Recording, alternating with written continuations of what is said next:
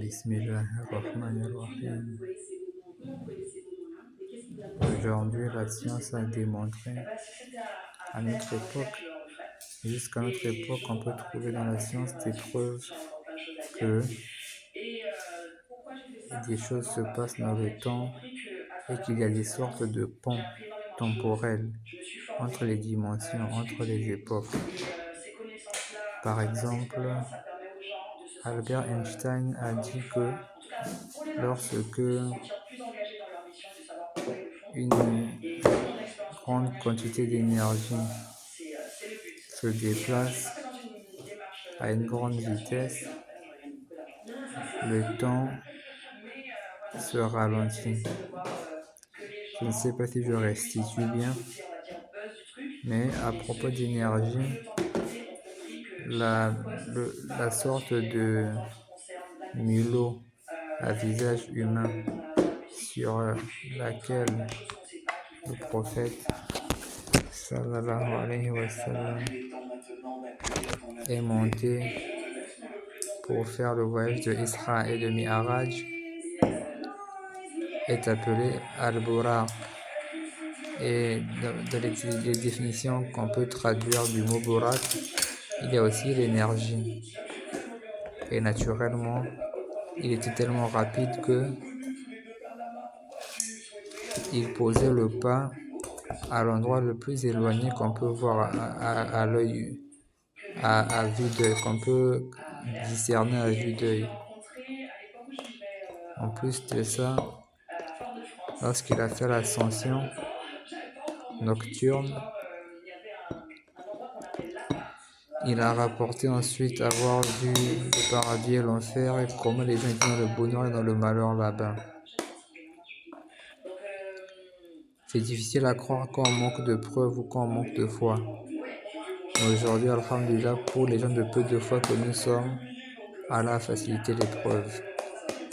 À savoir que lorsqu'on prend de la hauteur dans l'univers, on se retrouve dans un environnement où il y a ce qu'on appelle les trous noirs.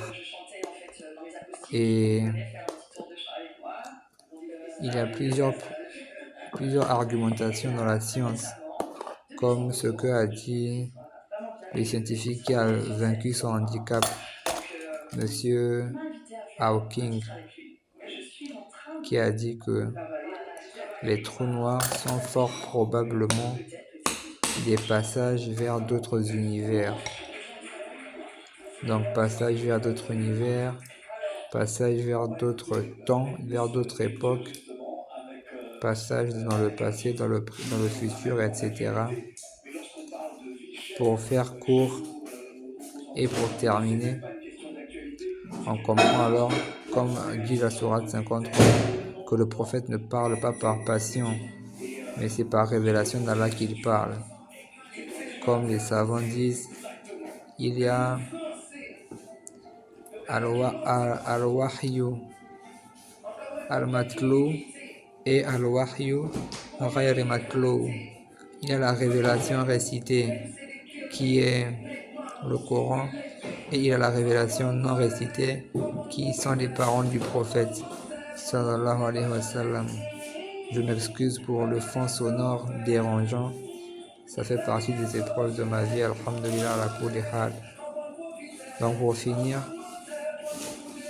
on essaie de démontrer que le prophète a pu traverser les époques pour voir par exemple les derniers temps, le jour du jugement, le paradis, l'enfer.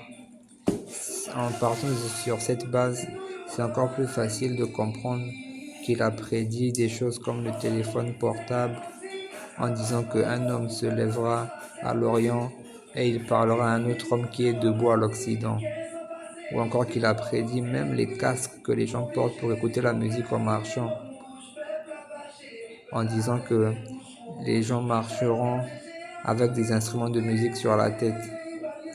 Et même en parlant de la perversion des mœurs vestimentaires, en disant que les femmes seront habillées mais nues en même temps. Bref, qu'Allah nous facilite ce qui est meilleur ici-bas et dans l'au-delà. pour chacun de nous pour la Oumma. Allahumma amin.